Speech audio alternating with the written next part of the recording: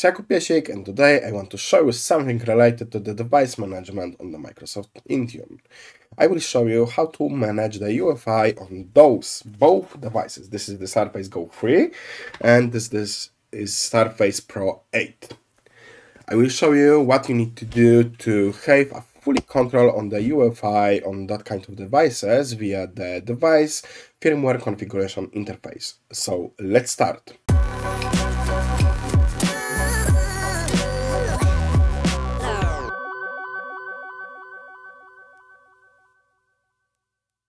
What is the DFCI? This is the device firmware configuration interface. This function is allowing us to manage the UEFI settings after they enrolled to the DFCI service. What is important? If user reinstall a previous Windows version, install a separate OS, or formats the hardware, they can't override DFCI management. So that means user can wipe the device, IT can wipe the device, but the settings for the UEFI will stay on that device. So that means the user cannot change anything after the wipe. On this website, on the Microsoft Learn, you have some high-level design for what is the DFCI, what is the requirement. We need to have a specific version of Windows, we need to have a specific device vendor, the device needs to be managed by the Microsoft Intune, and what is important, the device must be registered for a Windows Autopilot by cloud solution providers, CSP, or by the OEM. For the Surface devices, Microsoft's registration support is available at Microsoft Devices Autopilot Support. What does it mean? Okay, I will show you something. By default, this is some hardware hash for my Surface device.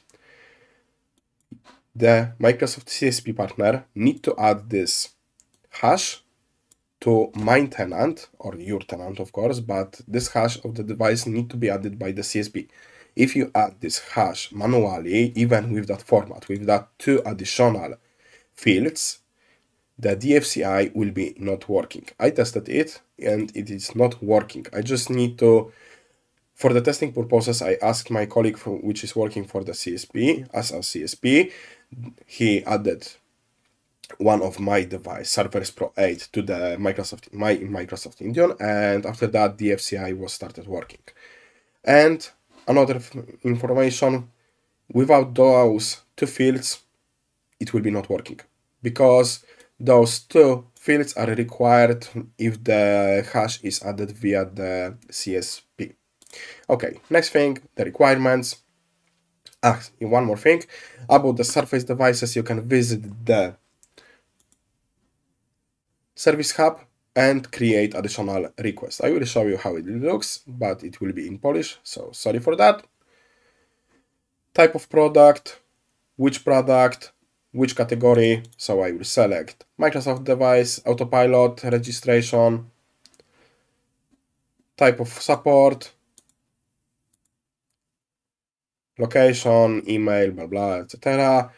Description of issue, short description, and the description of issue. You need to provide an invoice with the serial number, every serial number for every device which you want to register to the Microsoft Autopilot in separate row. So that means you need to have an invoice. If you buy, for example, 4 Surface devices, you need to have a 4 position on your invoice. Every position should have a serial number. Without this, Microsoft is not able to register your device to your tenant. And after that, you can send that request to the Microsoft to add to your Autopilot database. So, to be clear, buy the device via the CSP, they will add your devices to your Autopilot, or if you are buying the Surface, for example, I don't know, from some store where the price is cheaper, just ask for the invoice with the serial number, of course, which is important, and create a ticket on the Microsoft Service Hub. Supported hardwares, Microsoft Surface, of course, Acer, Panasonic, and Fujitsu, which was added last time. Managing the DFCI profile with Windows Autopilot. Okay, create a standard autopilot profile, create an enrollment status page. By default, we have on that on every tenant, of course, and create a DFCI profile. One thing. On today's movie, I will show you how to manage via this profile with the DFC profile. But on the next movie, I will show you something different. I will show you what is the Microsoft Surface Enterprise Management, SAMM. SAMM will allow you to manage the Surface devices without adding them, for example, by the CSP. Situation, you buying the used, I don't know, Surface from somewhere, so you are not able to provide the Microsoft information that this Surface with this specific serial number belongs to your organization, yes? So I will show you how to manage this Surface via the SAMM.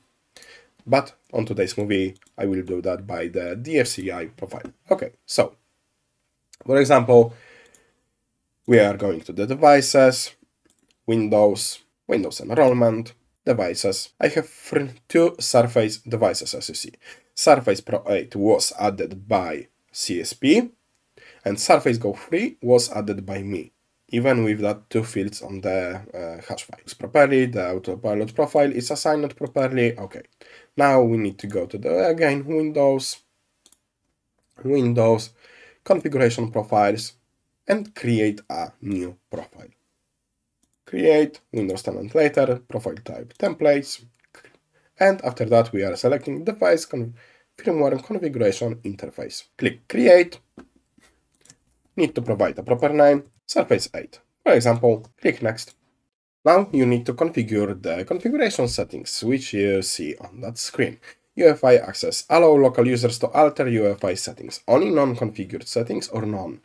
If you select the none, users will be not able to even change the UEFI settings, but if you select the first option, only not configured settings, the settings which was not configured by the organization, they will be able to change it, which is preferred for my case.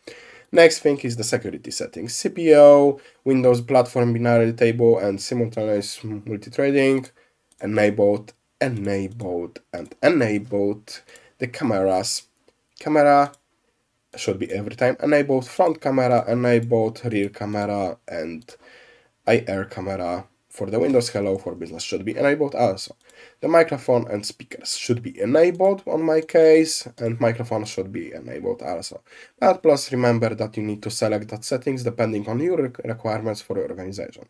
I don't know, maybe some tablets which will be working on that, I don't know, some storage shouldn't properly don't have the microphone and speakers, so should be disabled. The radios should be every time enabled, Bluetooth enabled, 5G connection or 4G connection, and that is something which you need to know. If you select the enabled here, but the device will don't have that module on the device built in the motherboard, the configuration profile will be applied, but it will be reporting as failed, because this type of device is not exist on the device, so it will be reported as failed. You need to remember to configure a configuration profile depending on the device which you have. So for example, if I have two types of the Microsoft Surface, I should create two separate configuration profiles, or do not configure those two modules, because I know that my Surface don't have the WW1 and NFC, so I leave it as non-configured. Wi-Fi should be enabled. Boot options, boot from external media, enabled, from network adapters enabled, the ports. As previous I said, if the device don't have the type of connection, leave it as non-configured, because it will be throwing an error. So those two settings non-configured. Wake settings, wake on LAN, wake on power enabled, clicking next. Scope tags, if you are using it, assign it. Next, assign to the specific group. Applicability rules, if you are using it, click next and click create. Because I already have prepared that configuration profile earlier, I will show you what I created. DFCI Surface Management. was applied to the two devices.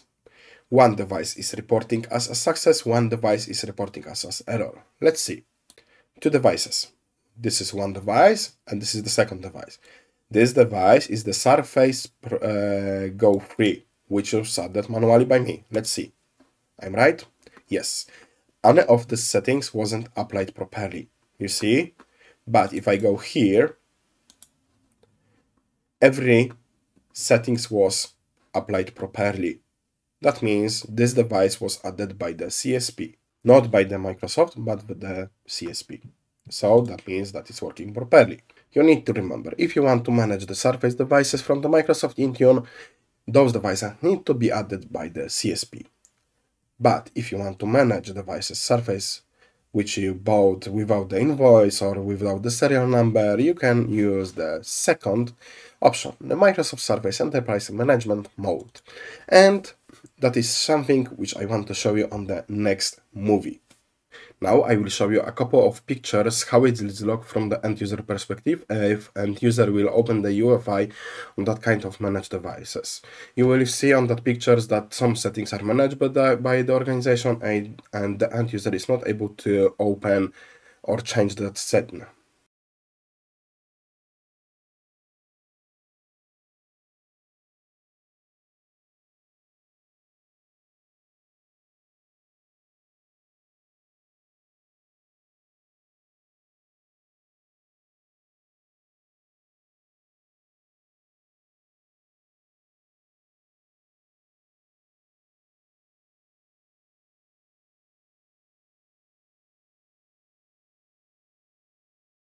The next important topic which I want to tell you is how to unregister that kind of device from the DFCI management. So that is something which is not easy, and a couple times I do that wrongly because I just deleted the Intune object, after that deleted the autopilot object, and the DFCI was still on the device. So I cannot change nothing on the UEFI or that device. So I needed to ask one more time my CSP partner to import this device. Thank you for that. And after that, I was able to re-enroll my device to my organization and apply one more time this DFCI configuration profile. But don't do my mistakes. If you want to retire your device and sell it, for example, go to the configuration profile which you created earlier. Don't unassign like I do that earlier.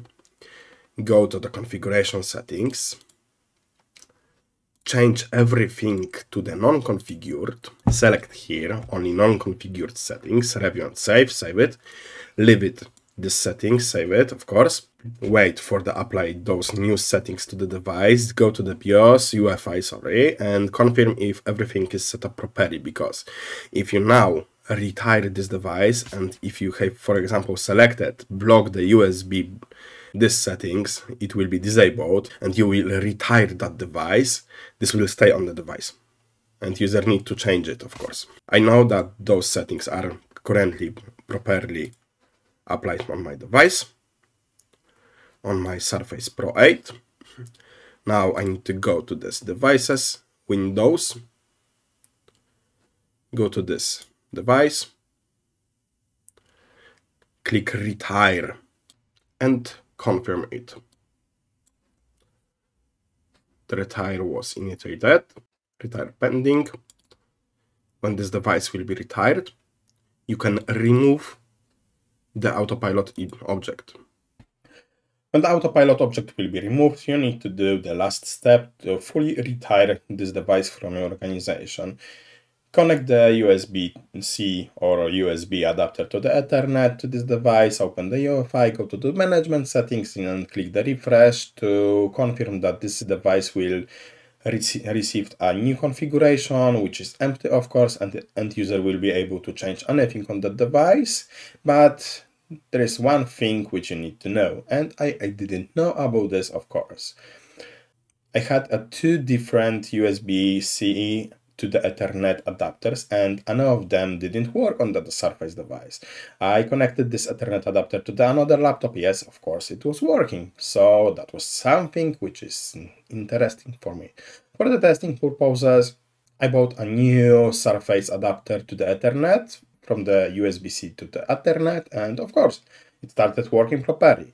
So to retire the device, you need to have at least one USB-C to Ethernet Surface adapter.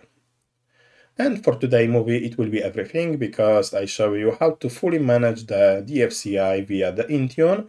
On the next movie, I will show you something related to the SAMM, and see you on the next movie. Thank you for watching. Bye bye.